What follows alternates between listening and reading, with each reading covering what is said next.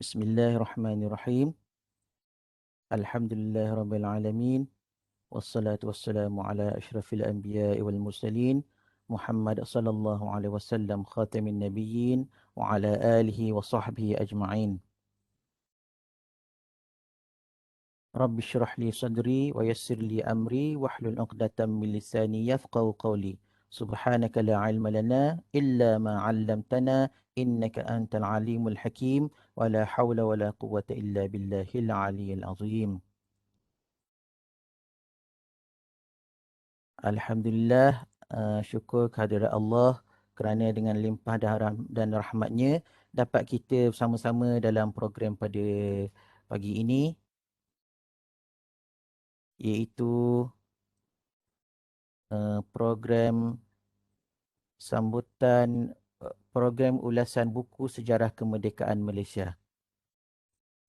Okey, uh, kami mengalu-alukan yang pertama, yang berbahagia Tuan Haji Abu Hassan Ghazali, Ketua Pustakawan Perpustakaan Sultanah Nur Zahirah, semua para peserta, Rustia juga para hadirin yang sedang mengikuti program ini pada hari ini. Untuk makluman semua, program ini diadakan secara tayangan atas talian dengan menggunakan platform media Webex dan juga Facebook official PSNZ. Okey, sebelum kita pergi ke sesi yang acara utama, mohon kerjasama semua hadirin untuk pastikan audio dalam mod diam atau mute sebelum acara berlangsung. Okey, okey, terima kasih pada semua. Okey, sebelum kita ada kat sini. Okey, sebelum kita pergi lebih jauh, kita pergi kepada dendangan nyanyian lagu Negaraku. Mohon kepada para hadirin yang berada tempat masing-masing, kalau sekiranya itu boleh nyanyikan bersamalah.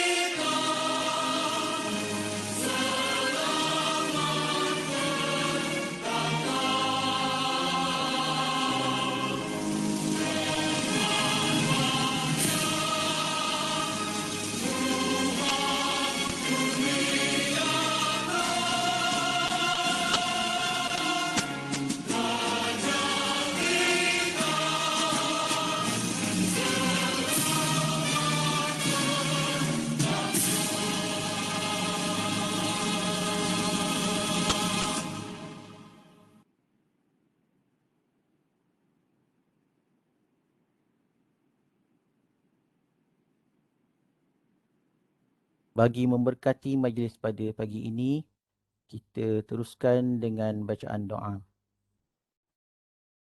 Ummul Kitab Al-Fatihah. أعوذ بالله من الشيطان الرجيم. بسم الله الرحمن الرحيم. الحمد لله رب العالمين الرحمن الرحيم مالك يوم الدين إياك نعبد وإياك نستعين اهدنا الصراط المستقيم صراط الذين أنعمت عليهم غير المغضوب عليهم ولا الضالين آمين. أعوذ بالله من الشيطان الرجيم. بسم الله الرحمن الرحيم. Alhamdulillahi Rabbil Alamin. Wassalatu wassalamu ala Sayyidina Muhammad wa ala alihi wa sahbihi ajma'in. Ya Karim, Ya Wadud.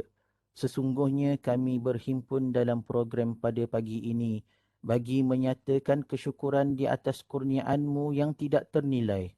Jadikanlah kami hamba-hambamu yang sentiasa bersyukur sama ada nikmat yang sedikit, lebih-lebih lagi nikmat yang melimpah ruah kepada kami. Ya Allah, Ya Rahman, Ya Rahim. Engkau berkatilah dan rahmatilah perjalanan majlis program ulasan buku sejarah kemerdekaan Malaysia pada pagi ini.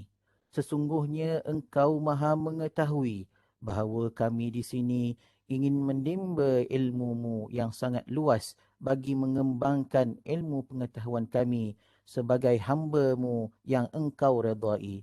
Justeru berkatilah dan rahmatilah majlis kami ini. Kurniakanlah kepada kami ilmu-Mu. Sinarilah hati-hati kami dengan cahaya dan hidayah-Mu. Semoga dengannya kami mudah menerima, menghayati dan mengamalkannya. Ya Zal Jalali wal Ikram. Kurniakanlah jua kepada kami kesihatan anggota, kecerdasan minda, ketenangan jiwa, kekuatan semangat. Semoga dengannya kami mampu mendepani cabaran, berdaya saing dan mampu mengangkat martabat diri, keluarga dan masyarakat serta negara. ربنا آتنا في الدنيا حسنة وفي الآخرة حسنة وقنا عذاب النار وصلى الله على سيدنا محمد وعلى آله وصحبه وبارك وسلم والحمد لله رب العالمين آمين آمين آمين يا رب العالمين. Okey, seterusnya majlis dengan segala hormatnya ingin menjemput yang berbahagia Tuan Haji Abu Hassan Ghazali, Ketua Pustakawan Perpustakaan Sultanah Nur Zahirah untuk menyampaikan ucapan adu-aluan. Dipersilakan.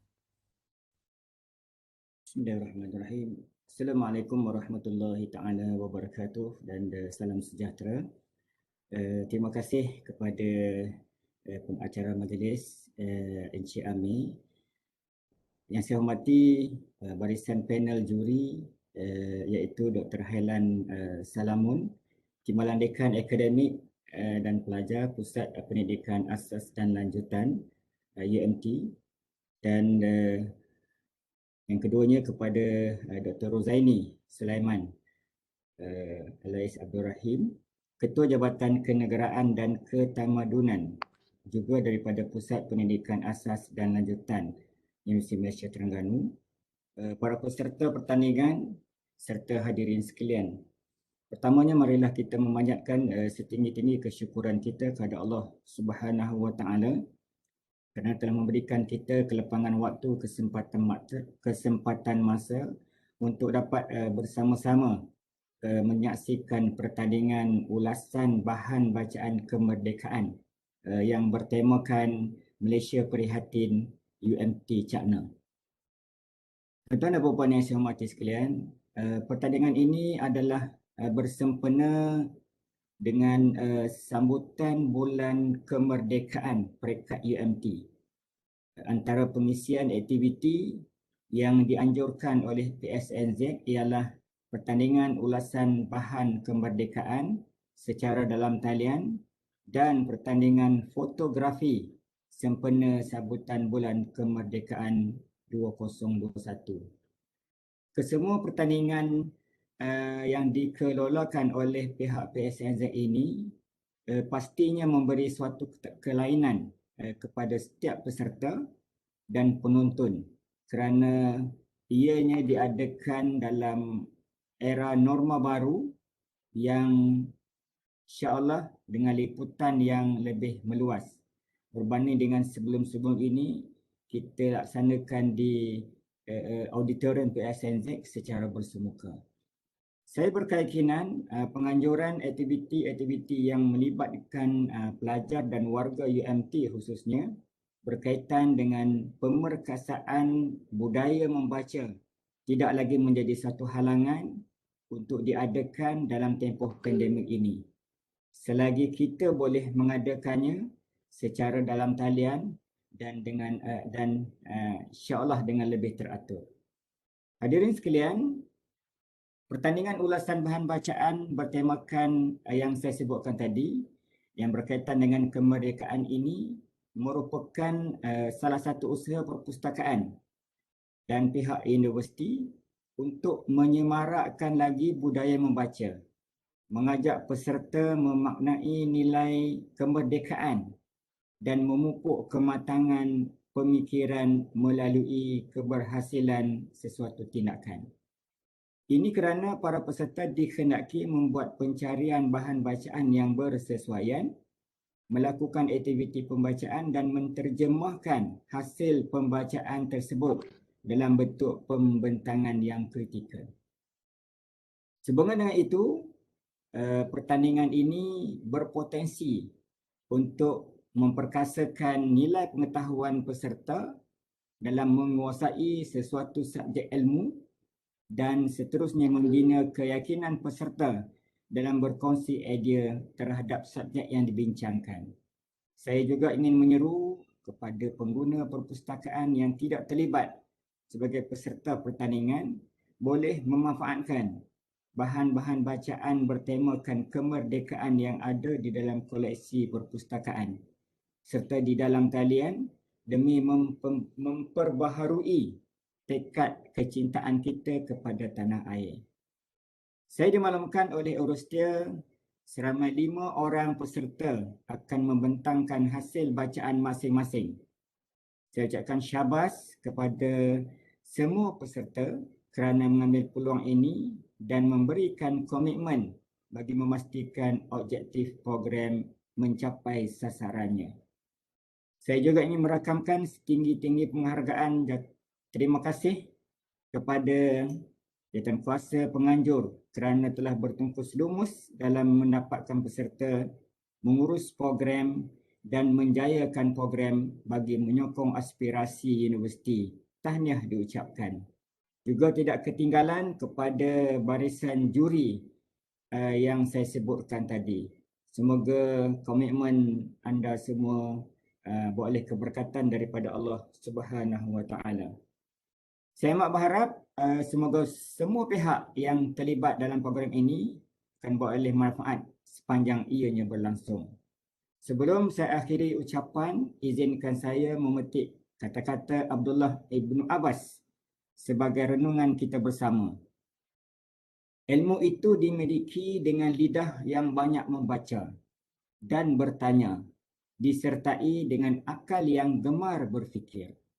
Dengan lafaz Bismillahirrahmanirrahim, saya dengan ini merasmikan pertandingan ulasan bahan bacaan kemerdekaan secara dalam talian bersempena sambutan bulan kemerdekaan peringkat universiti. Wabillahi taufiq wal hidayah. Assalamualaikum warahmatullahi wabarakatuh. Sekian, terima kasih. Waalaikumsalam. Waalaikumsalam warahmatullahi wabarakatuh. Terima kasih diucapkan kepada Tuan Haji Abu Hassan Ghazali, Ketua Pustakawan Perpustakaan Sultanah Nur Zahirah, di atas ucapan aluan dan perasmian sebentar tadi. Okey, apa yang boleh kita dapat petik sedikit daripada ucapan tadi, antaranya menyemarakkan budaya membaca. Jadi dengan program ini bertujuan untuk mengajak para peserta memaknai nilai-nilai kemerdekaan dan memupuk kematangan pemikiran kita melalui keberhasilan sesuatu tindakan yang lebih wajar. Dan juga memperkasakan nilai pengetahuan peserta dalam menguasai sesuatu subjek ilmu dan memantapkan keyakinan ke arah pengkongsian ilmu yang lebih mantap dan cekap. Untuk makluman para hadirin juga, program pada hari ini merupakan sebahagian daripada pengisian program-program sambutan bulan kemerdekaan peringkat UMT pada tahun 2021 seperti mana yang telah disebut oleh Tuan Haji Abu Hassan sebentar tadi. Okey, seterusnya sebelum kita pergi ke sesi yang ditunggu-tunggu, um, kita ikuti dulu sedikit gimmick montaj yang akan ditayangkan. Okey, kita ikuti bersama.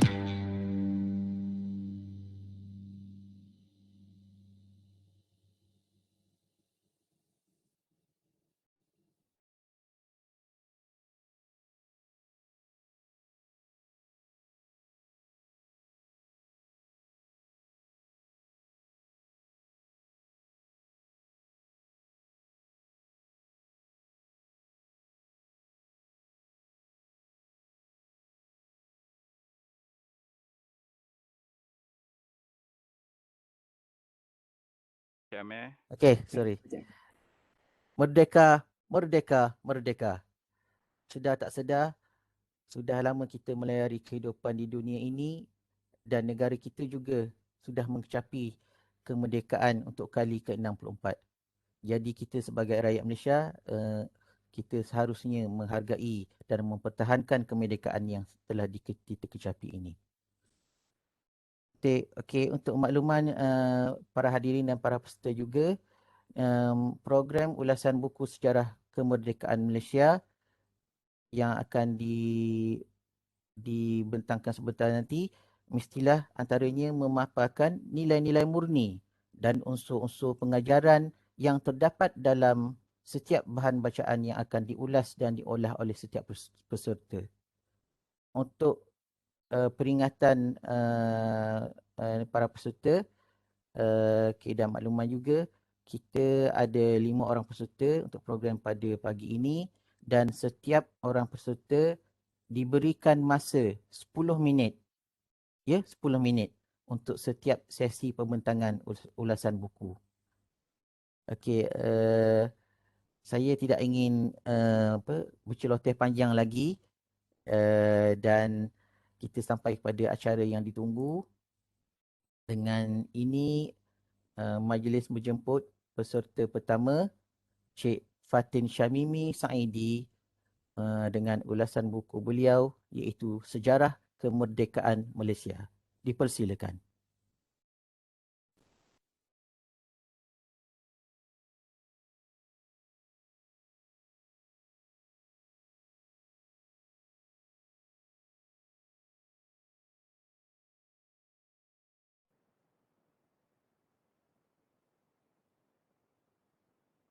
Cik Fatin boleh unmute?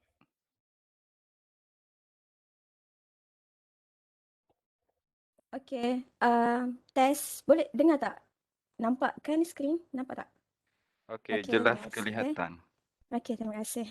Sama.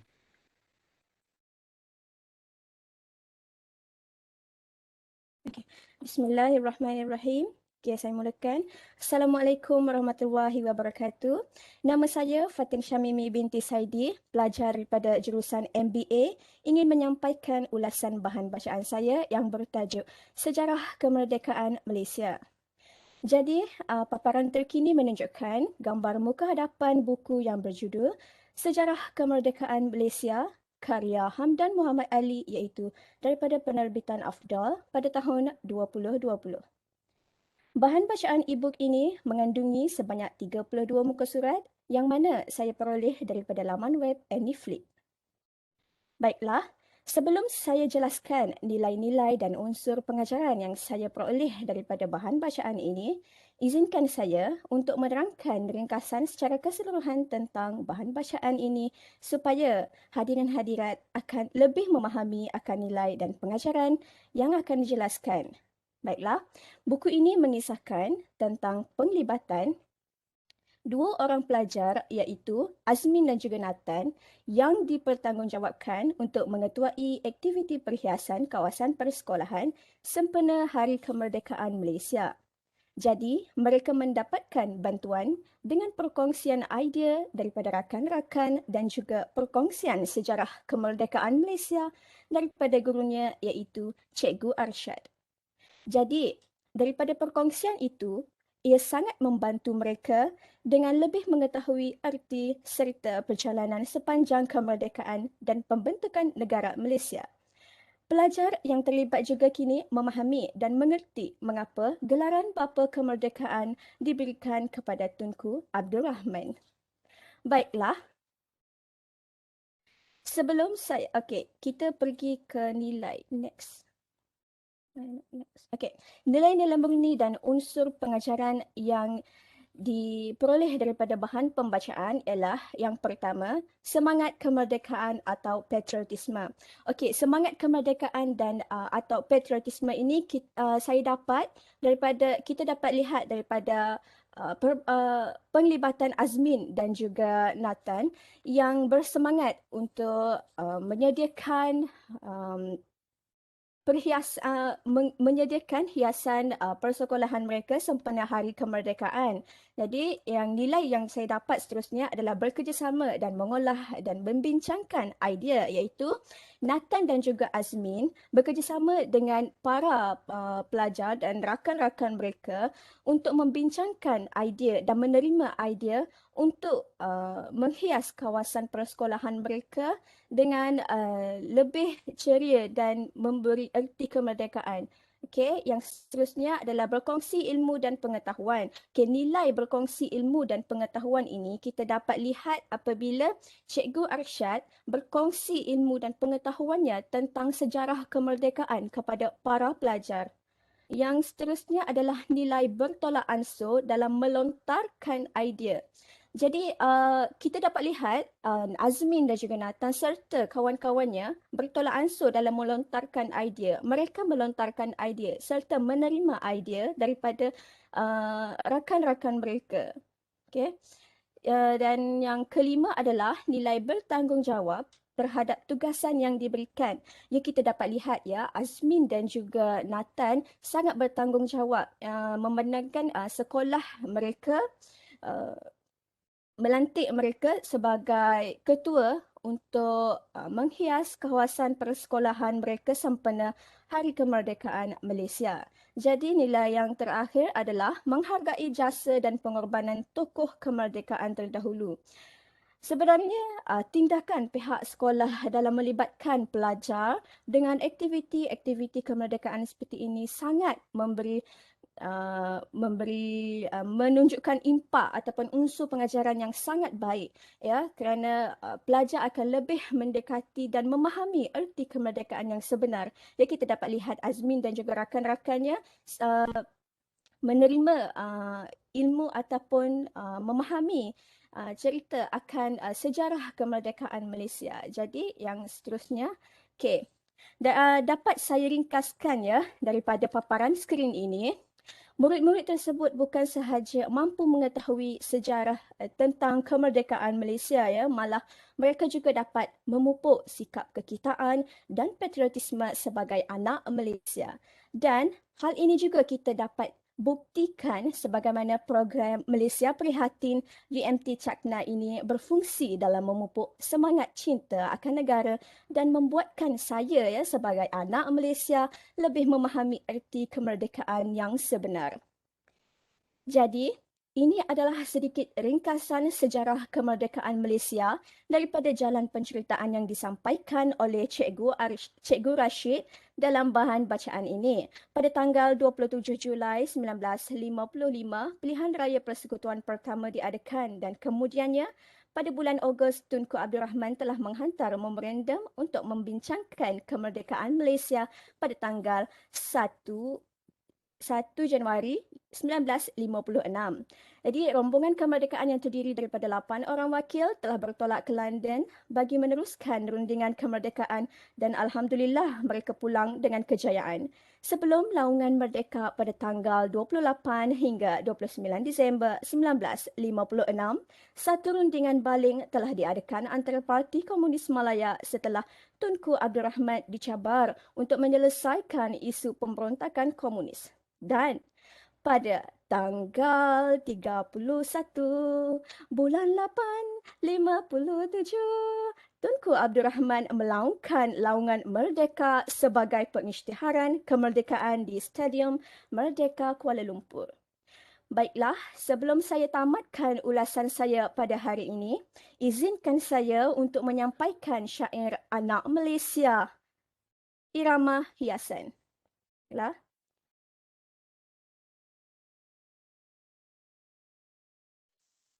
Sekejap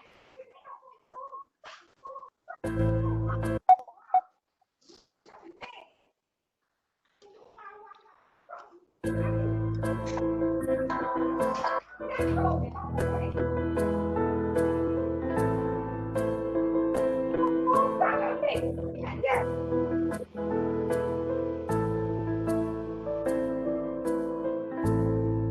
Aku Melayu, anak Malaysia, lahir di bumi yang kaya raya, bertuah sungguh rasa di jiwa, hidupku senang tiada sengsara.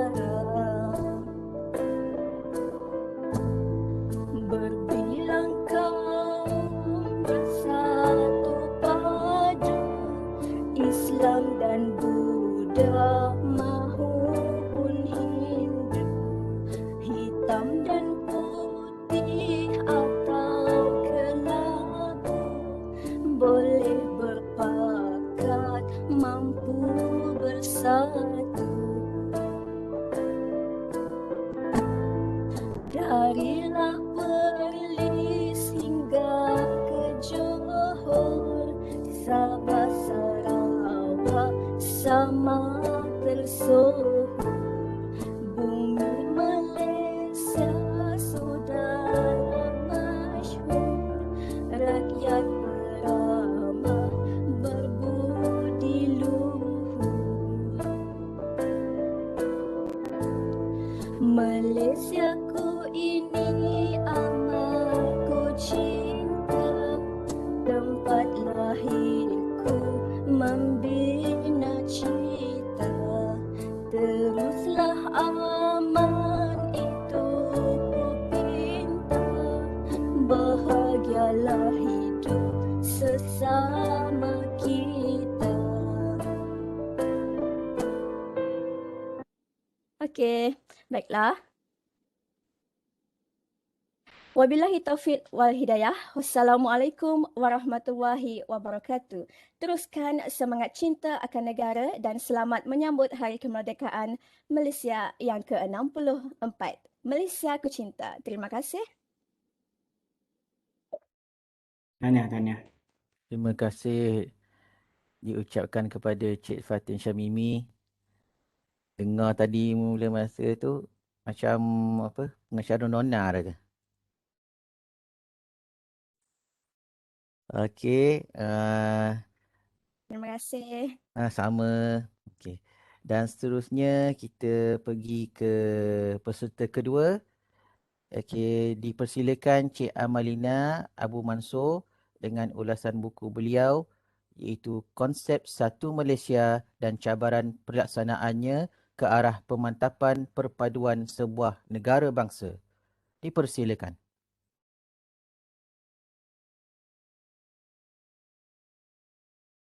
Terima kasih kepada pengacara majlis, Tuan Pengacara Majlis. Assalamualaikum dan salam sejahtera. Seperti yang kita sedia maklum, tanggal 31 Ogos ini merupakan kita bakal menyambut Hari Kemerdekaan yang ke-64 dengan tema Malaysia Prihatin. Walau bagaimanapun, isu perpaduan adalah isu yang akan diketengahkan dalam ulasan saya pada kali ini. Ulasan saya pada hari ini berjudul Konsep Satu Malaysia dan Cabaran Pelaksanaannya ke Arah Pemantapan Perpaduan Sesebuah Negara dan Bangsa. Ini adalah buku yang saya baca, di mana diterbitkan oleh Jurnal Pendidikan Sains Sosial dan Kemanusiaan dan dikarang oleh Iril Khairi dan diterbitkan pada tahun 2011. Tajuk saya pada hari ini ialah Konsep Satu Malaysia, Cabaran Pelaksanaannya ke Arah Pemantapan Sesebuah Negara Bangsa. Konsep ini adalah konsep yang dilancarkan pada tahun 2009 dan merupakan lanjutan daripada usaha pelaksanaan dasar ekonomi baru, rukun negara, dasar pembangunan nasional, dasar sosial negara dan seumpamanya agar konflik perkauman dapat dielakkan serta pencapaian dapat dipertingkatkan. Selain konsep ini juga menyemarakkan lagi semangat perpaduan dan persaudaraan bagi meneruskan agenda pembinaan sesebuah negara yang berjaya. Konsep Satu Malaysia juga diketengahkan bagi menghormati identiti setiap etnik yang ada di Malaysia serta menganggap ianya merupakan satu elemen yang patut dibanggakan oleh semua lapisan masyarakat dan mengakui prinsip-prinsip dalam perlembagaan persekutuan. Ini adalah kronologi untuk konsep Satu Malaysia di mana pada konsep Satu Malaysia diasaskan atau diperkasakan pada tahun 2009 bagi mencapai teras perpaduan antara kaum di Malaysia dengan menekankan sikap penerimaan kaum di Malaysia agar menghormati antara satu sama lain. Dan ianya terbuka kepada 3 konsep iaitu budaya, bangsa dan agama dan berfokus kepada perpaduan iaitu menghargai dan menghormati identiti setiap etnik yang ada di Malaysia. Dan juga nilai aspirasi dengan menjadikan rakyat berbilang kaum di Malaysia boleh menerima dan mengamalkan prinsip-prinsip kenegaraan selain mendapatkan keadilan sosial.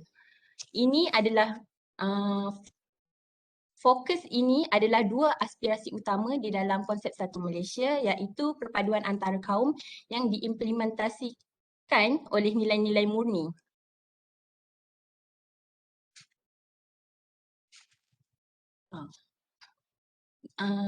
Perpaduan antara kaum diimplementasikan oleh nilai-nilai murni seperti hormat menghormati antara satu sama lain, bergotong royong, sabar, sopan santun dan sebagainya. Ia juga perlulah dipraktiskan dan menjadi amalan rakyat di Malaysia bagi mencapai perpaduan di dalam Malaysia. Penerapan nilai-nilai murni iaitu penerapan nilai aspirasi di mana ianya terletak di aspek konsep Satu Malaysia yang kedua dengan masyarakat untuk melahirkan masyarakat yang progresif dan dinamik yang penting bagi menerima negara dalam usaha mencapai status maju. Ini penting bagi mewujudkan rakyat-rakyat yang mempunyai semangat persaingan di peringkat global serta dapat meningkatkan mutu kerja, seterusnya meningkatkan penubuhan ekonomi. Oleh itu, penerapan aspirasi sangat penting dengan mengimplementasikan budaya berprestasi tinggi seperti budaya inovasi, budaya ilmu, budaya ketepatan, kesetiaan, ketabahan dan juga kebijaksanaan. Tetapi seperti yang kita sedia maklum, konsep Satu Malaysia ini mempunyai cabaran dan itu adalah salah satu cabaran dan juga kekangan yang kita hadapi untuk mencapai perpaduan. 2 cabaran utamanya adalah masyarakat dan kerajaan sendiri, iaitu yang pertama untuk masyarakat adalah sikap tidak ambil tahu masyarakat itu sendiri, persepsi negatif masyarakat dengan konsep ini seperti mereka menganggapkan bahawasanya konsep ini mempunyai nilai-nilai unsur-unsur politik dan juga kurang memberi perhatian terhadap konsep sebenar nilai satu Malaysia. So, selain itu, cabaran bagi pihak kerajaan adalah usaha untuk memperkenalkan dan memperkasakan satu Malaysia di dalam perpaduan rakyat di Malaysia. Antara usaha-usaha yang dilakukan oleh kerajaan adalah dengan menubuhkan laman sesawang, pertandingan mencipta lagu, melukis poster dan kempen dan juga seminar. Tetapi ia juga mempunyai masalah seperti sasaran promosi tidak jelas, iaitu pemilihan pemengaruh yang tidak tepat dalam mempromosikan konsep satu Malaysia. Selain strategi dan tindakan yang tidak jelas, perancangan jangka masa pendek dan juga tergesa-gesa.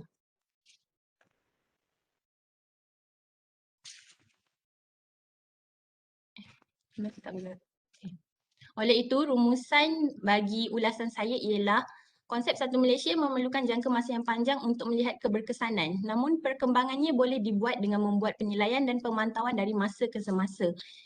Ini merupakan satu inisiatif dalam menghadapi cabaran dan pelaksanaan di masa hadapan. Sebagai rakyat Malaysia, kita perlu berjaya mencapai dan memperkasakan perpaduan antara kaum dalam usaha mencapai perdamaian yang positif. Yang ini dengan boleh hidup dalam keadaan yang aman dan harmoni tanpa sembarang persepsi negatif dan pandangan stereotip di Malaysia. Dan seterusnya dapat sama-sama membangunkan negara menuju ke arah kejayaan. Sekian dari saya. Terima kasih.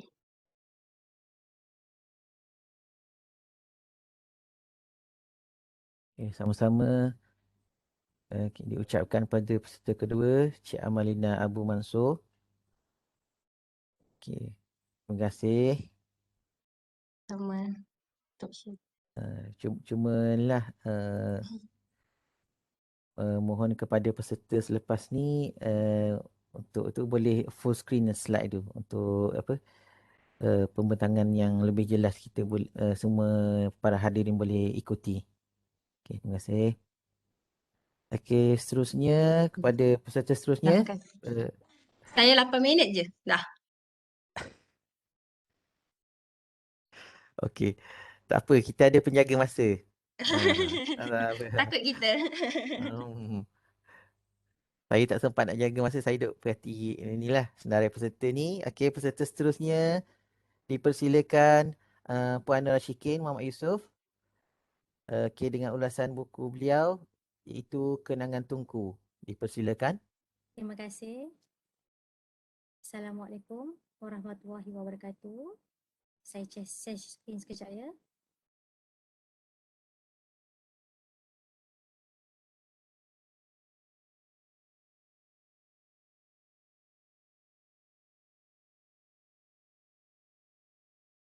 Okay, Assalamualaikum warahmatullahi wabarakatuh.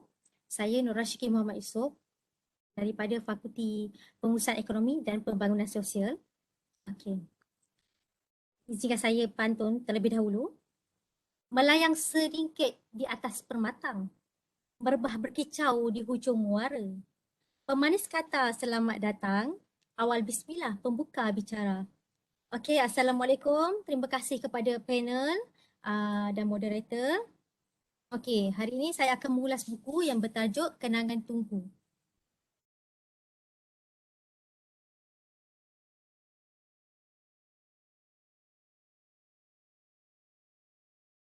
Okey, seperti yang kita sedia maklum, pada tahun ini, tema kemerdekaan kita adalah Malaysia Prihatin. Okey, di sini saya akan menguraikan sedikit tentang biodata Tunku Abdul Rahman ya. Di mana almarhum Tunku Abdul Rahman, putra Al-Hajj Ibni Almarhum Sultan Abdul Hamid Shah, dilahirkan pada 8 Februari 1903. Beliau merupakan Ketua Menteri Persekutuan Tanah Melayu dari tahun 1955 dan Perdana Menteri kita yang pertama sejak kemerdekaan pada tahun 1957 sehingga 1970. Okey, pembentukan Malaysia pada tahun 1963 merupakan salah satu daripada pencapaian yang teragung yang dikenali sebagai beliau dikenali sebagai Tunku. Beliau juga dikenali sebagai bapa kemerdekaan dan bapa Malaysia. Okey. Okey, buku ini adalah satu kisah kenangan atau biografi rasmi Tunku, di mana ia meliputi keseluruhan insiden kehidupan yang dipenuhi sejak zaman kanak-kanak sehingga persaraan Tunku. Buku ini mengandungi 12 bab. Okey. Buku ini telah disunting oleh Hua Kiasong yang diterbitkan pada tahun 2003. Penerbitnya adalah Strategic Information Research Development. Okay, kenapa saya memilih buku ini? Okey, saya ingin mengenali lebih dekat Perdana Menteri kita yang pertama, iaitu yang memberikan kita kemerdekaan yang pertama pada tahun 1957. Siapakah beliau? Okey, oleh yang demikian, saya ingin memperkenalkan atau memperceritakan lebih dekat tentang perjalanan kehidupan Tunku Abdul Rahman dalam kisah Tunku ini. Okey, sebelum itu, buku ini mengandungi 12 bab dan jumlah muka surat dalam buku ini adalah 165 muka surat. Okey, buku ini saya pinjam daripada Perpustakaan Sultanah Nur Zahirah, Universiti Malaysia Terengganu. Okey. Daripada 12 bab ni, saya akan simpulkan kepada empat bab utama ya.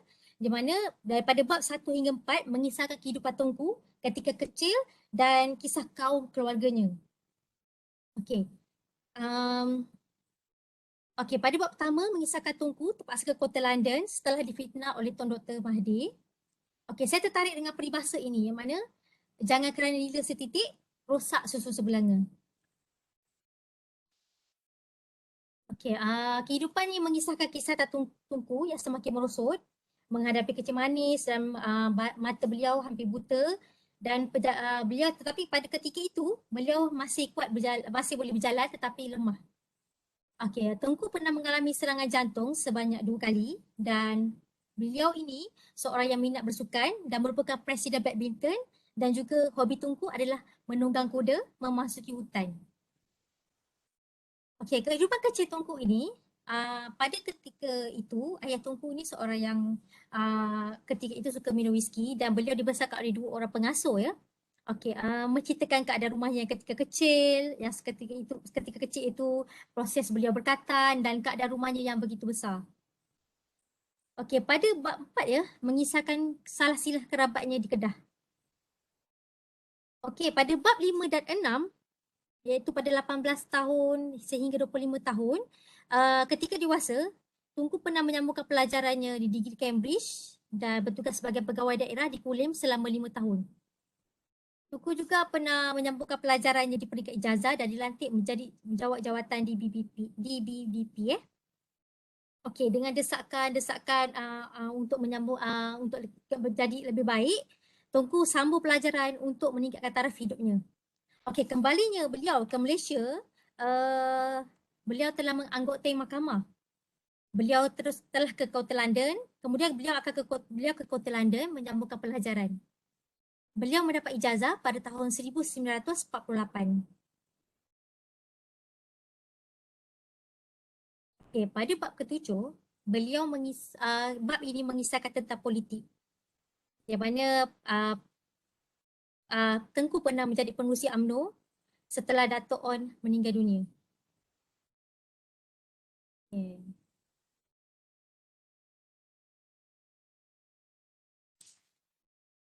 Bibit duku ke rumah pendeta, mendiri leka di Sapa Bayu. Berjasanya Tunku kepada kita, maka merdekanya tanah Melayu. Negara kita telah mencapai kemerdekaan pada tahun 1957.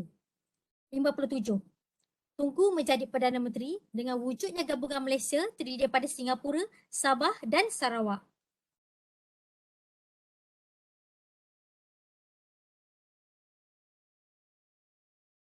Merdeka! Merdeka! Merdeka!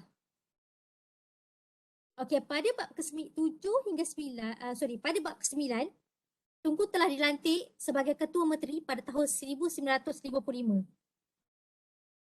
Beliau telah mengadakan perbincangan pengiktirafan PKM iaitu Parti Politik yang sah, tetapi perbincangan beliau itu gagal. Wujudnya isu perkauman pada tahun tersebut, iaitu pada tahun 1961, Tunku mewujudkan cadangan pembentukan Malaysia yang terdiri daripada Malaysia, Singapura, Borneo, Sabah dan Sarawak. Pada bab ke-10, kerusuhan kaum telah berlaku. Itu pada 13 Mei 1969.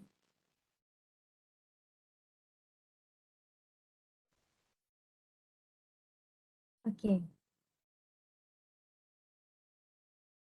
Kerusuhan kaum telah berlaku.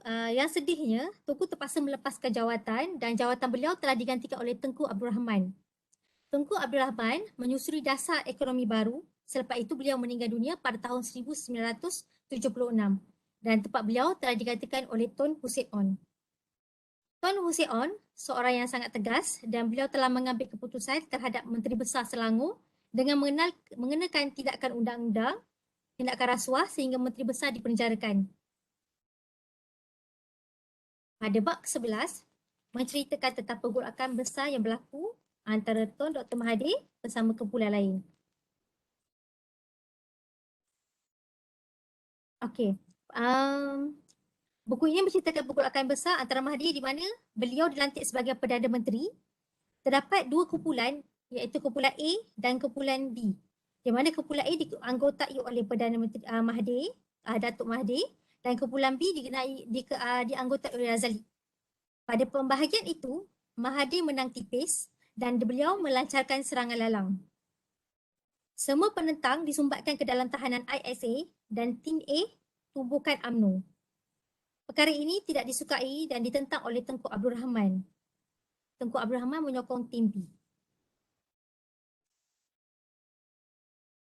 Okey. Ketenangan mengisi udara angin lembut musim luruh. Kota Malaysia menjadi sejarah. Sebuah dunia yang tamadu dan riang. Cuma hari ini kita melihat keadaannya mendukacitakan ketika itu. Okey, pada bab ke-12, itu adalah bab yang terakhir di mana Kedas menuliskan karya yang bertajuk My Day for Justice, di mana buku ini telah ditulis dan telah diwawancarakan oleh Kedas bersama Tunku habis dengan jayanya. Okey, setelah saya membaca buku ini, saya merasai dan menjiwai seolah-olah ketika itu saya berada bersama Tunku. Apa yang ditulis dan dicatatkan dalam buku ini sedikit sebanyak memberikan saya gambaran tentang personaliti Tunku. Okey, pengarang buku ini mengarang cerita ini dengan begitu baik. Dan saya dapat merasakan saya berada seolah-olah di zaman Tunku, zaman ketika beliau kecil, dewasa dan juga ketika zaman beliau berjejaki ke universiti dan terlibat dengan politik. Laungan kemerdekaan dan bagaimana kemerdekaan didapati secara sukarnya keadaan negara yang diserang oleh penjajah, penggolakan politik dan kuasa, seakan-akan saya berada bersama-sama Tunku ketika itu. Saya tertarik pada peribahasa pada bab pertama yang bertajuk kerana nilai setitik rosak susu sebelanga. Ini kerana saya yakin dengan hanya satu perkara boleh merosakkan bangsa dan negara. Selain itu, buku ini juga memberikan saya gambaran tentang pemerintahan dahulu, bagaimana mereka menghadapi pemerintahan dan kekacauan. Akhirnya penjajah dan situasi berlaku pada 13 Mei 1969. Pada pendapat saya yang naif ini, buku ini sangat sesuai dibaca oleh semua golongan bagi mengetahui sejarah Perdana Menteri kita, menimbang kenangan sebelum kemerdekaan dan selepas kemerdekaan. Pelbagai cabaran dan dugaan yang dihadapi oleh Tunku ketika remaja dan ketika beliau wafat pada 84 tahun. Setelah membaca dan menghayati buku ini, baru saya sedar bahawa dan mengenali Tunku lebih dekat, dan walaupun telah tiada, namun kebaikan yang Tunku berikan kepada negara dan bangsa, rakyat patut dan wajar mengenal jasa Tunku dan dijadikan tauladan yang baik. Melalui buku ini juga, saya dapat menganalisis sifat Tunku. Beliau seorang yang betul ansur. Nilai-nilai murni yang saya boleh uraikan di sini, yang pertama adalah Tunku seorang yang berdikari, sentiasa berdikari tanpa bergantung pada orang lain. Okey, selain daripada itu, Tunku juga seorang yang baik hati. Beliau bertimbang rasa, murah hati dan saling memahami antara satu dengan yang lain. Okey, Tunku juga mementingkan keadilan, iaitu perlakuan dan pertuturan Tuanku dan keputusannya tidak pernah berat sebelah. Keberanian dan cabaran keberanian Tuanku menghadapi cabaran dan menghadapi liku-liku kehidupan. Kelima adalah hemah tinggi. Tuanku sentiasa beramah dan mesra dan tertib dalam segala tindakannya. Okey, yang terakhir adalah nilai Tuanku adalah nilai murni dia adalah kebebasan. Kebebasan dalam sistem demokrasi. Saya juga ingin bercadangkan di sini alangkah baiknya jika sejarah-sejarah tentang Perdana Menteri kita ini diletakkan dalam buku teks anak-anak di sekolah. Anak-anak muda, pelajar harus dan patut mengetahui tentang sejarah-sejarah Perdana Menteri kita dari pertama sehingga yang sekarang. Terdapat banyak jasa-jasa mereka ya kepada negara. Oleh itu saya sangat berasa berpuas hati dengan buku ini dan rasa kagum dan bangga. Daripada saya tidak tahu, saat ini saya lebih mengenai lebih dekat tentang Tunku Abdul Rahman. Sebelum saya mengakhiri, saya punya ulasan buku, izinkan saya pantun penutup terlebih dahulu. Nama Malaysia sangat terbilang, melahirkan ramai tokoh widawira. Ayo kibarkan jalur gemilang, tanda cinta pada negara. Sungguh indah gunung tahan, khazanah indah kurniaan Tuhan. Salam kemerdekaan saya ucapkan, Malaysia maju, bergerak ke hadapan. Assalamualaikum warahmatullahi wabarakatuh. Sekian, terima kasih. Waalaikumsalam warahmatullahi wabarakatuh. Okey. Kemah gitu. Kata-kata panggil kemah. Cuma mohon ni peserta setiap ulasan mohon dapat jaga masa lah. Perhati masa. Memang kita sedap kata Terengganu kata galik duk ni. Duk cakap ni. Jadi masa kena tengok juga lah untuk bagilah supaya bagi kesempatan pada peserta lain. Okey, terima kasih sekali lagi pada Puan Rashikin atas ulasan. Okey, seterusnya kita pergi pada peserta yang keempat iaitu Dr. Wan Nurhila Ganti binti Wan Abdul Ghaffar dengan ulasan buku beliau iaitu Orang Terengganu, Asal Usul, Arus Hidup dan Arah Tuju. Dipersilakan. Terima kasih. Saya tak dapat nak share skrin ni.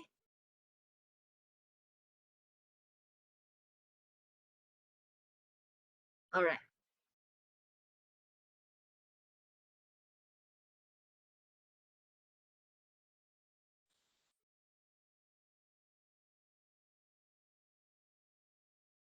Okey. Okey, boleh dah. Okey, boleh.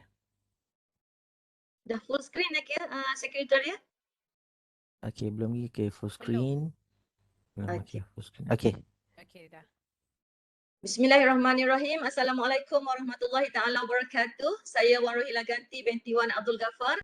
Pada hari ini saya akan melakukan resensi buku yang bertajuk Orang Terengganu, Asal Usul, Arus Hidup dan Arah Tuju.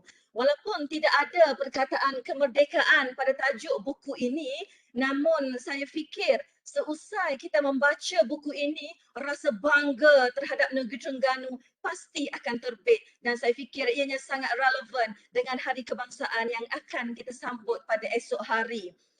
Buku ini adalah terbitan Perpustakaan Awam Negeri Terengganu hasil tulisan historian terkenal Profesor Muhammad bin Abu Bakar. Prof. Mat pernah datang ke Perpustakaan Sultanah Nur Zahirah pada tahun 2019 tidak silap saya untuk melakukan resensi buku ini dan saya telah membeli buku ini di tangan Prof. Mat pada sesi resensi tersebut dan istimewanya Prof telah menurunkan tanda tangan beliau pada buku saya. Mungkin tak nampak di video ya. Buku ini tebal ya teman-teman pendengar, 484 muka surat. Merupakan projek khas yang dikeluarkan pada tahun 2019. Terdapat 57 bab yang mana 16 bab ditulis khas oleh Prof sendiri, manakala bab-bab yang lain pula ditulis oleh kenalan-kenalan rapat Prof yang juga merupakan tokoh-tokoh terkenal negeri Terengganu. Saya bahagikan buku tebal ini kepada 3 bahagian utama. Yang pertama, Prof bercerita mengenai jurai keturunan orang Terengganu. Daripada mana datangnya orang Terengganu? Kata Prof, orang Terengganu ni kebanyakannya datang daripada keturunan Sayyid, Cik, Wan, Nik, Cina Yunan dan juga Melayu Campa. Seperti mana saya sendiri daripada jalur Wan, kata Prof. Mat, keturunan Wan adalah keturunan yang mengalami kekalahan dalam perang di Patani lalu melarikan diri ke Kelantan. Dan daripada Kelantan mereka berhijrah ke Terengganu, membuka tanah, membuka hutan, mencari kehidupan yang lebih baik. So kita nampak di situ ada faktor politik dan faktor ekonomi. Manakala Prof. Mat bercerita mengenai Melayu Campa yang ramai bermastautin di kampung Cik Elijah Dungun, kata Prof. Mat, Melayu Campa Terengganu lari daripada perang Kemboja Vietnam tahun 75. Manakala golongan Syed yang ramai boleh didapati, dijumpai di sekitar cabang 3 adalah daripada keturunan pedagang Arab yang berhijrah ke tanah Jawa kemudian memilih untuk bermastautin di negeri Terengganu. Masuk ke bahagian kedua, panjang lebar Prof bercerita mengenai budaya hidup orang Terengganu yang sungguh asyik bila kita baca. Orang Terengganu, kata Prof Mat, sangat-sangat kuat agama. Sehinggakan Terengganu pernah menjadi alternatif kepada anak-anak muda yang ingin mendalami ilmu agama untuk mendalaminya di pondok-pondok sekitar Besut dan Kuala Terengganu.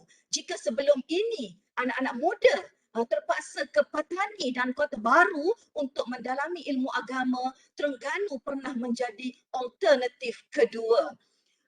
Kuatnya agama orang Terengganu, Prof Mat bercerita datang seorang gubernur British ke Terengganu, katanya bunyi orang Terengganu berzikir, kata Prof Mat, macam bunyi nyamuk. Kuatnya berzikir orang Terengganu. Mereka sangat sensitif bila mana melibatkan isu-isu agama, cepat panas.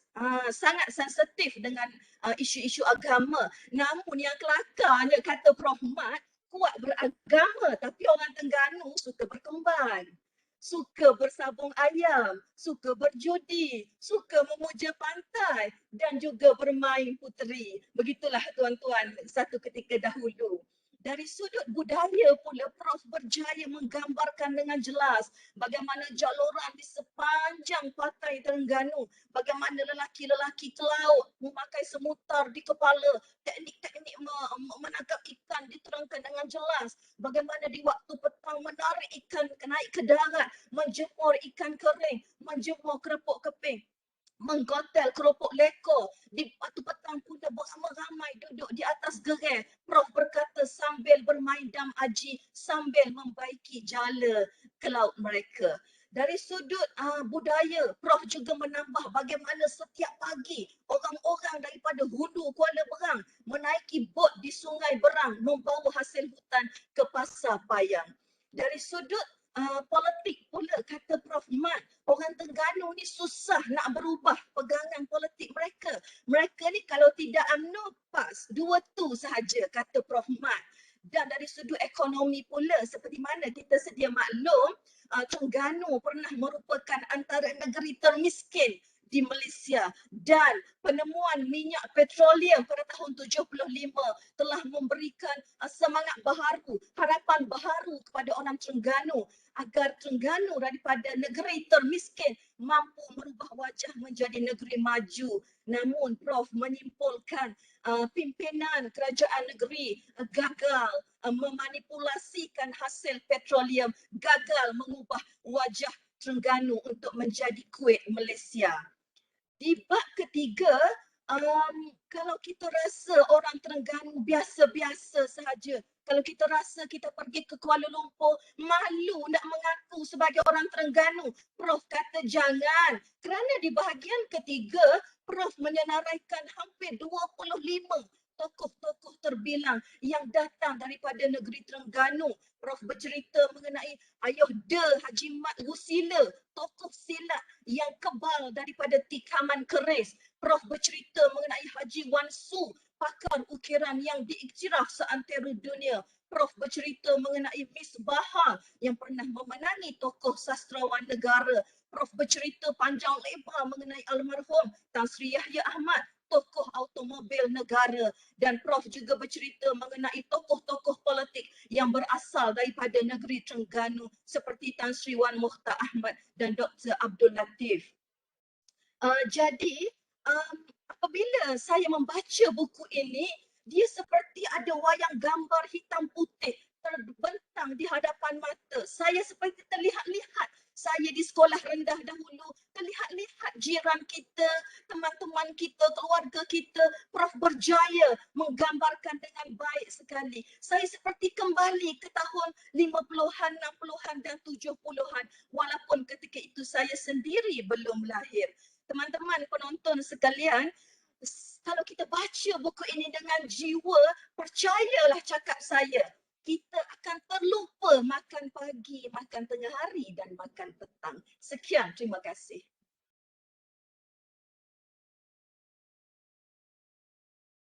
Terima kasih diucapkan kepada peserta keempat Dr. Wan Rohila Ganti binti Wan Abdul Ghaffar. Okey, semangat sekali doktor.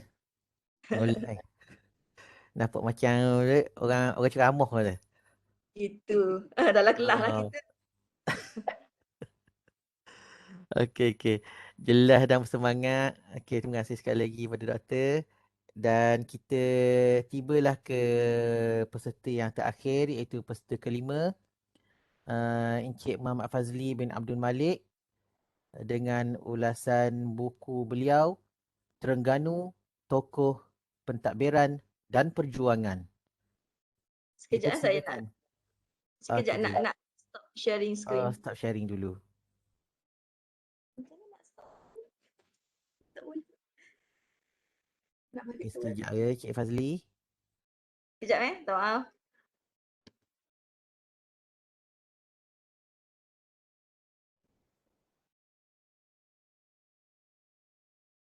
Okay, stop sharing. Minta maaf ya peserta seterusnya. Alright. Okey. Dipersilakan Cik Muhammad Fazli.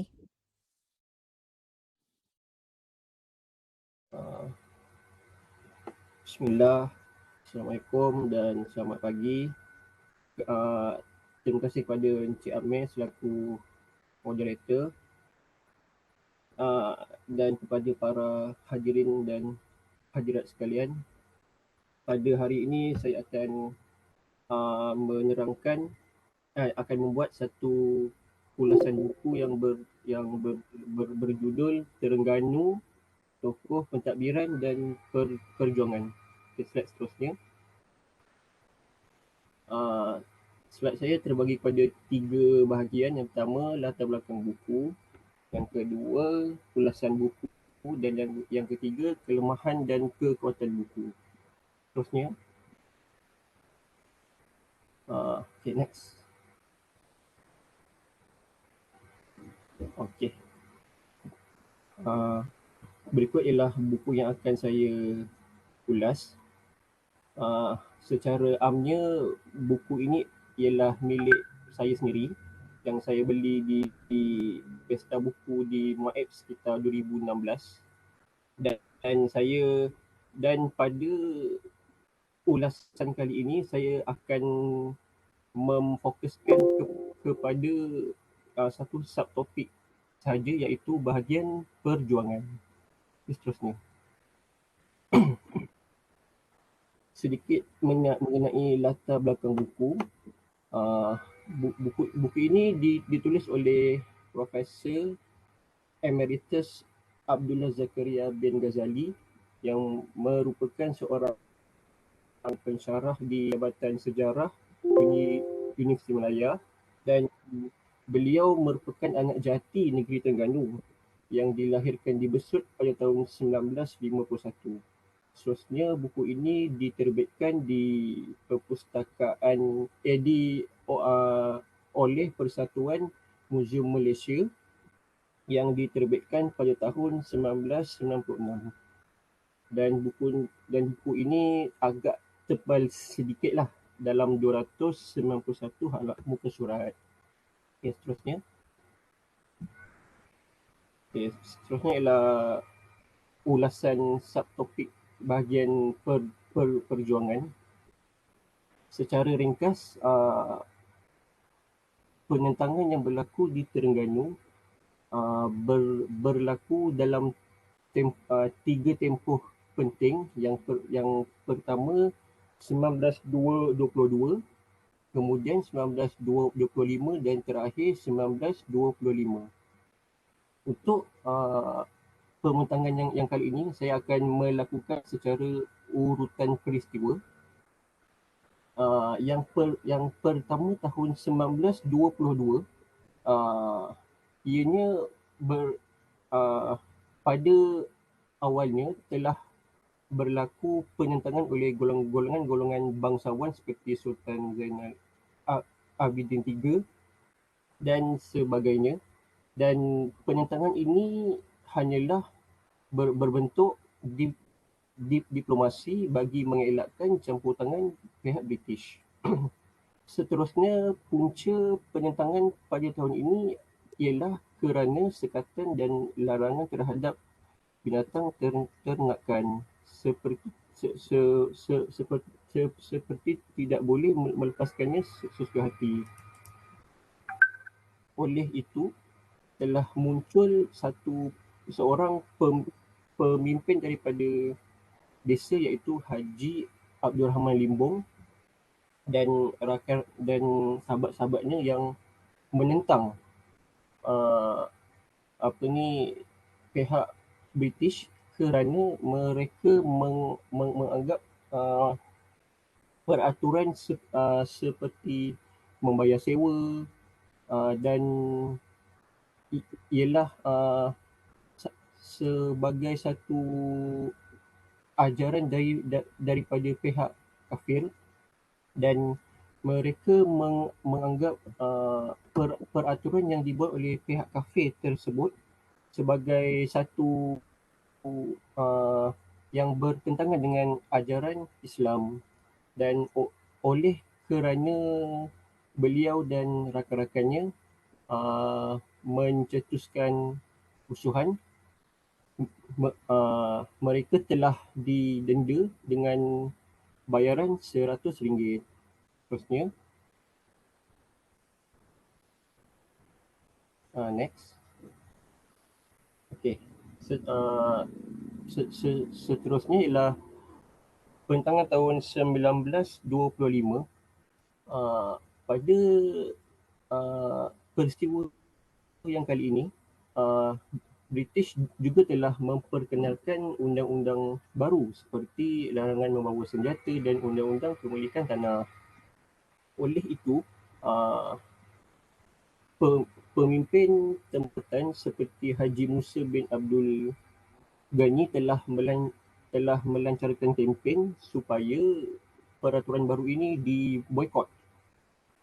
Dan kesannya berlaku perhimpunan di Telemong pada 3 Mei 1925, dan anggaran orang Terengganu yang berhimpun sekitar 300 hingga 500 orang.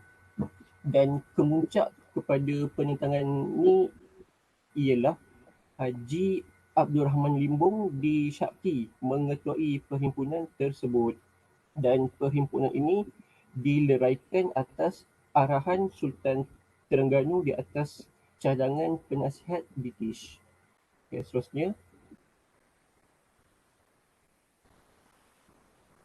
Okay, next, Syamil. Okay. Yang terakhirlah pada tahun 1928, iaitu saya boleh katakan sebagai kemuncak kepada penentangan yang telah berlaku.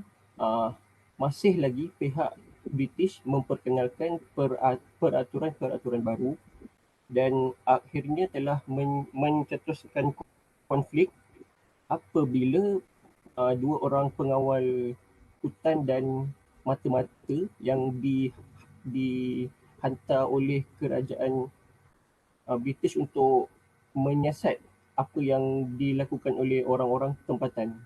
Dan kesannya ialah perhimpunan secara besar-besaran di Kuala Berang dan Kuala Telemong dan di Kampung Pelam, Telemong, yang menyebabkan orang-orang tempatan telah menawan pejabat kerajaan Kuala Berang, dan seterusnya berlaku pertempuran di Padang Kacong yang telah menyebabkan pahlawan tempatan telah ditembak dan melarikan diri. Dan berita ini sampai kepada Sultan dan penasihat British dan akhirnya membawa kepada penangkapan pahlawan tempatan yang telah menyebabkan mereka dihukum penjara dan kerja-kerja berat. Dan akhirnya Haji Abdul Rahman Limun juga telah ditangkap dan dibuang negeri sehingga ke Mekah dan meninggal di sana pada tahun 1929. Okay, yang seterusnya. Okay, next, Cik Amir.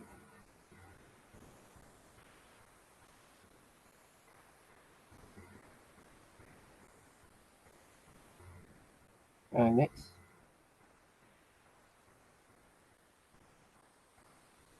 Okay, seterusnya ialah kekuatan dan kelemahan buku.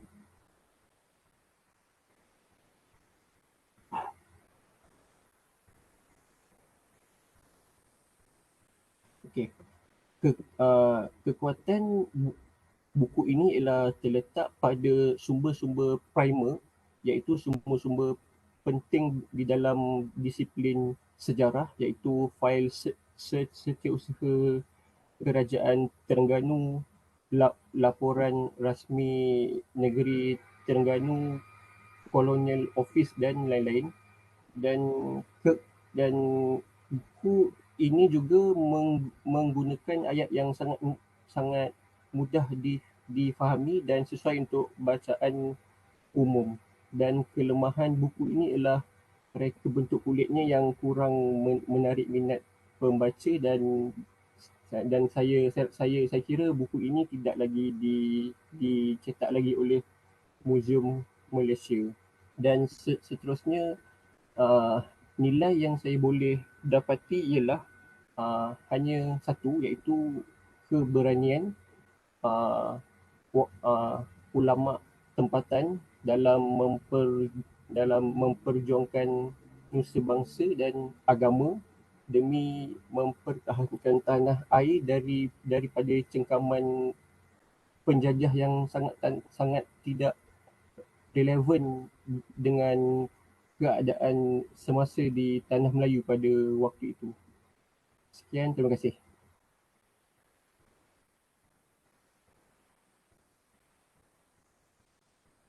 Okay, terima kasih diucapkan kepada Cik Muhammad Fazli Abdul Malik di atas ulasan buku sebentar tadi. Sekian, terima kasih.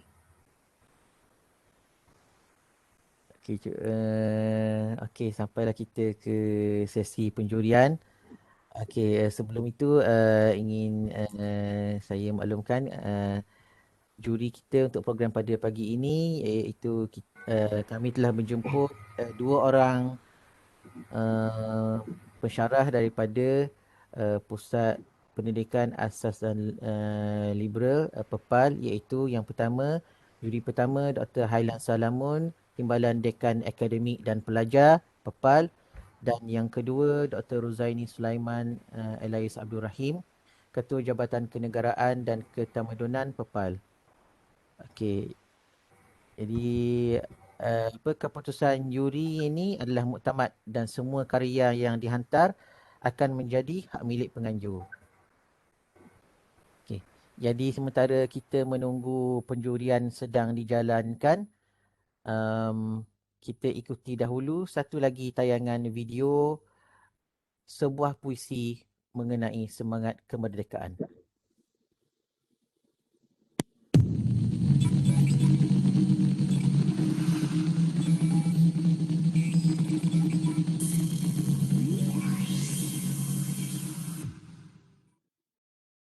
Hidup bersama. Kita sudah sampai di lereng amat indah, di bawah pelangi, dalam ufuk yang masih mencabar. Dan kita ikhlas berjanji untuk bermaruah, tenang dalam segala uji cabar dan debar.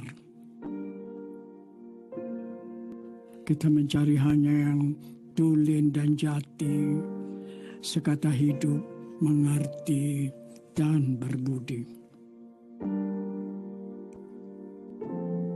Kita wajar mendaki lagi, karena puncak yang jauh dalam gelora dan topan tak tercalar tekad kita.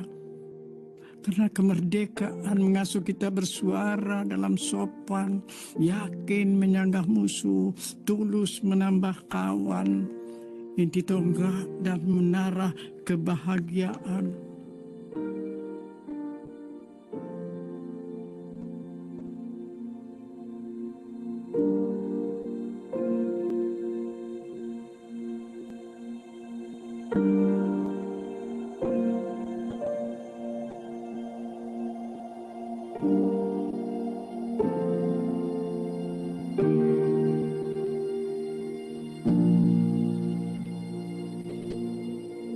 Kita datang bersama anak-anak yang sedia menyanyi, sehat, teguh, bertekad, dan berani. Mengelingi tasik, mendaki gunung, kita mengajar mereka berjiwa besar dan berbakti. Tanah air akan indah, megah, dan bermaruah jika kita sentiasa mensyukuri anugerah Allah, dan bumi akan subur, makmur, dan mewah jika kita bekerja dan berekrar hidup bersama.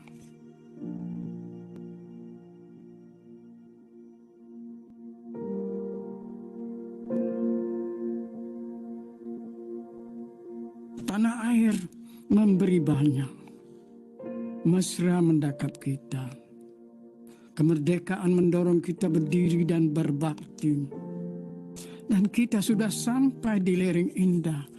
Pasti tetap mendaki juga. Menyanggah musuh, menambah kawan, tanpa jenuh, khawatir juga tanpa rawan. Dan dalam alat baru, semangat kita wajar padu. Berjalan kita atas nama tanah air dan bangsa, bangga kerana merdeka, megah kerana bahagia.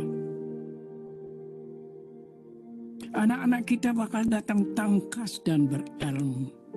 Dan kita dalam sejarah bakal syahdu dan bangga.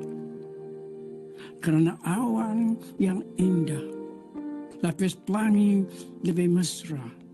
Wajah diri dan inti pribadi kita tunjang bagi kehidupan dan kemerdekaan bangsa yang sentiasa sedia belajar mengerti dan tekun hidup bersama.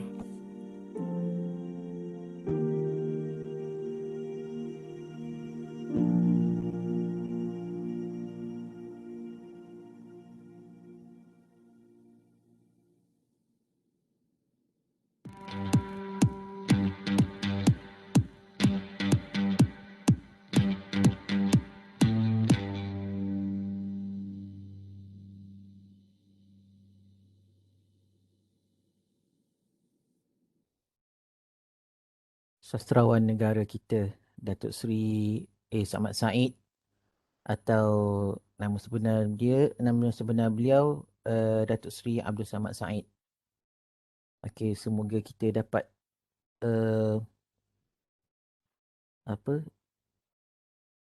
hadam memahami dan menghayati apa yang disampaikan dalam puisi hidup bersama tadi. Okey, saya pun dulu pernah juga masa sekolah dulu ikuti puisi Datuk Seri ini, dan sekarang ni beliau dah dalam umur 86 tahun. Suara beliau masih sama lagi.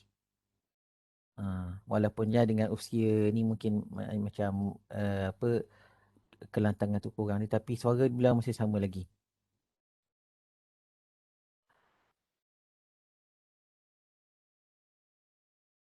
Okey, sampai kepada inilah sebelum akhir program, majlis ingin memohon kepada para juri jikalau sekiranya sudi memberikan ulasan kepada setiap pembentangan para peserta pada program pagi ini. Dipersilakan.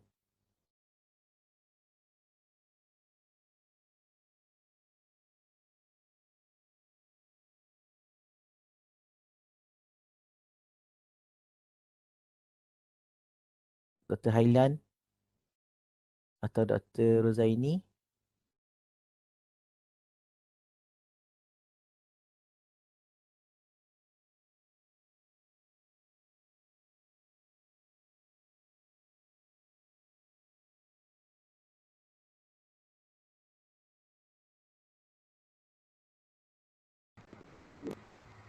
Assalamualaikum. Waalaikumsalam warahmatullahi. Sorry ambil masa macam panjang sikit. Sekejap. Aduh. Ini Okey, Dr. markah ni saya nak Rozaini hantar ke markah ni saya nak hantar kepada siapa ya? Saya dah ada hantar kepada sekejap. Sekejap. Saya hantar markah. pada Urustia ni. Okey. Urustia Boleh surah markah pada Urustia. Bentuk dokumen.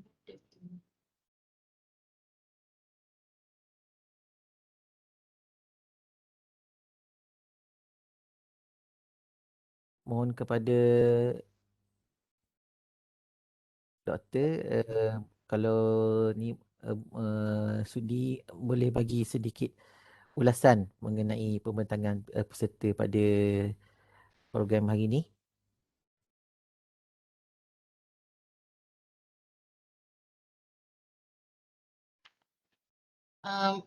Okey, Assalamualaikum warahmatullahi wabarakatuh. Saya mulakan dulu lepas tu baru Dr. Hailan lah kot. Okey, boleh. Okey,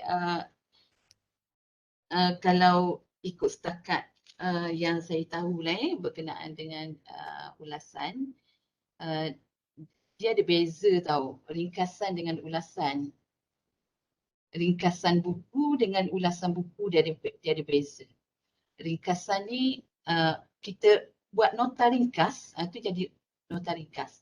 Kalau ulasan buku ni dia lebih kritikal. Lebih kritikal. Ni pandangan saya lah, mungkin pandangan yang lain berbeza tau. Jadi satu sebenarnya kalau kita tengok contoh ulasan yang menang di peringkat kebangsaan.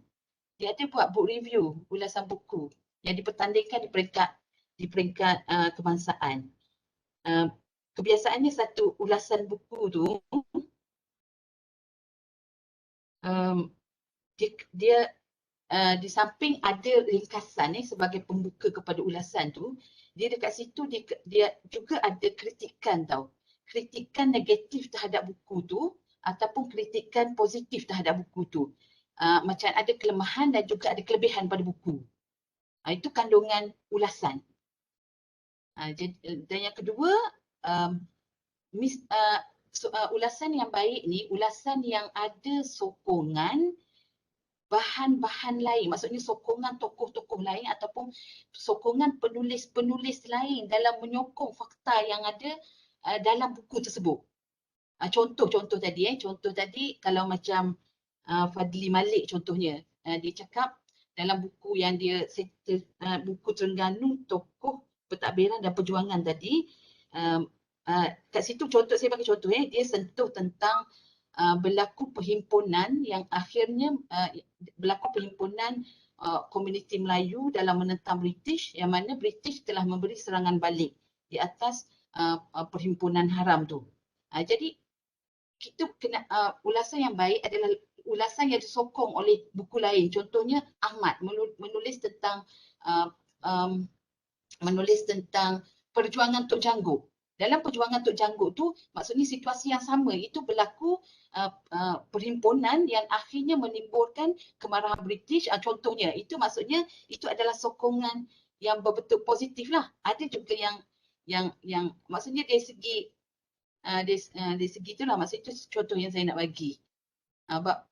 Itu ulasan lah sebab saya tak boleh Itulah maksudnya ramai orang yang silap faham antara ringkasan dengan ulasan. Jadi maksudnya kalau kita nak payahlah nak cerita sesuatu kat sini kan. Cuma dia ada yang saya baca satu ulasan yang menang peringkat kebangsaan. Memang yalah. Okey, lepas tu ini dari segi ulasan ini dari segi ulasan je kan, bukannya dari segi program semua kan. Nak tahu tentang ni je kan. Okey, saya rasa itu saja kot. Ada boleh tambah kot Dr. Hailan ke? Dr. Hailan? Dr. Hailan? Okey, terima kasih Dr. Zaini di atas ulasan yang diberikan sebentar tadi. Dipersilakan Dr. Hailan.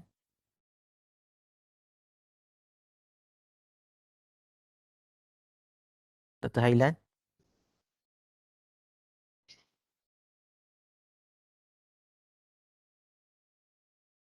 Ya, Assalamualaikum warahmatullahi wabarakatuh. Terima kasih pengacara. Waalaikumsalam warahmatullahi. Apa yang saya dapati hasil penjurian ke-5 peserta, nampaknya peserta bersaing hebat lah. Ada yang bersemangat, ada yang bernas, ada yang memberikan beberapa kelainan, kreativiti dan sebagainya lah. Jadi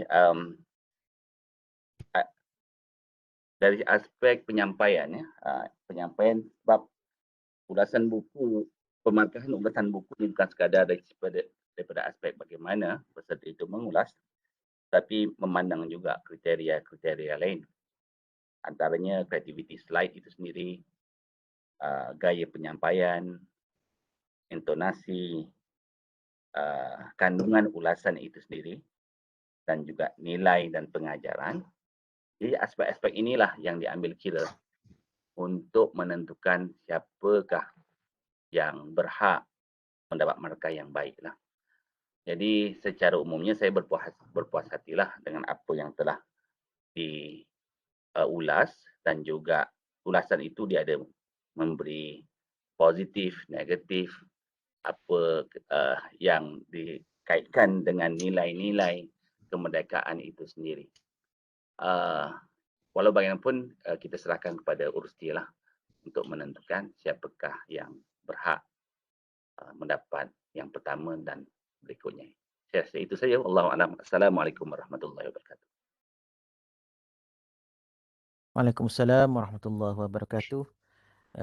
Terima kasih kepada juri untuk program pada pagi ini, iaitu Dr. Hailan Salamun dan juga Dr. Zaini Sulaiman di atas ulasan yang diberikan pada inilah sebentar tadi. Okey, moga ni kita pun baru tahu juga sedikit maklumat ni, mungkin ni pengetahuan bagi kami juga. Okey, dan juga untuk para peserta. Okey.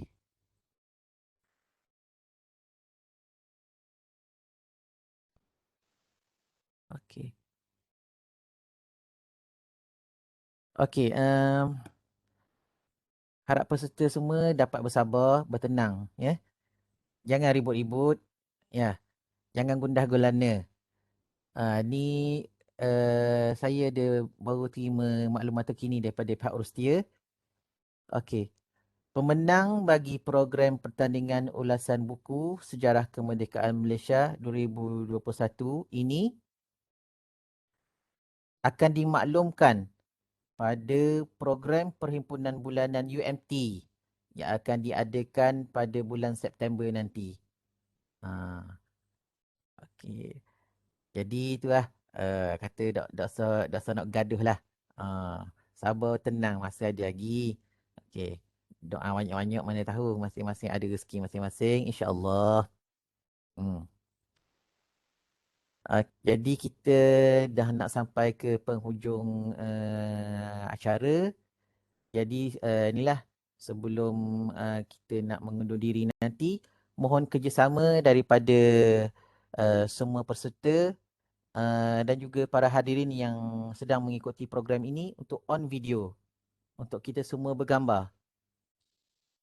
Ya, okay, boleh on video. Okey.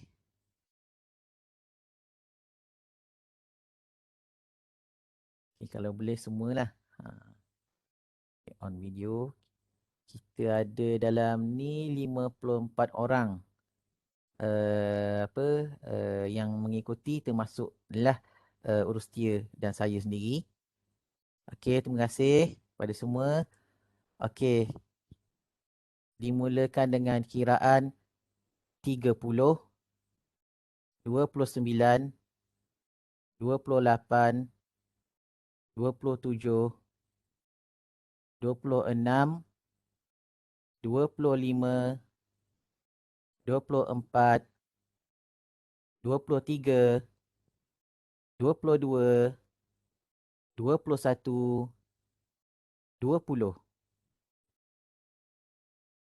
19, 18, 17, 16, 15, 14, 13, 12, 11, 10, 9, 8, 7, 6, 5, 4, 3, 2, 1. Okey, terima kasih kepada semua. Okey, kita dapat sesi bergambar dah selesai. Okey, terima kasih sekali lagi ucapkan kepada semua peserta di atas komitmen tuan-puan semua menyertai program ini. Terima kasih juga diucapkan kepada juri-juri Dr. Hailan dan juga Dr. Ruzaini yang sedia mengadili. Terima kasih juga diucapkan kepada para hadirin yang setia menunggu. Saya akhiri program ini dengan serangkap pantun. Meredah hujan untuk kembara, rehat sebentar menjamu juadah. Hargai merdeka yang kita rasa, hilang ia, sesal tak sudah. Terima kasih daun keladi, di lain masa bersua lagi. Sekian, wabillahi taufiq wal hidayah. Wassalamualaikum warahmatullahi wabarakatuh.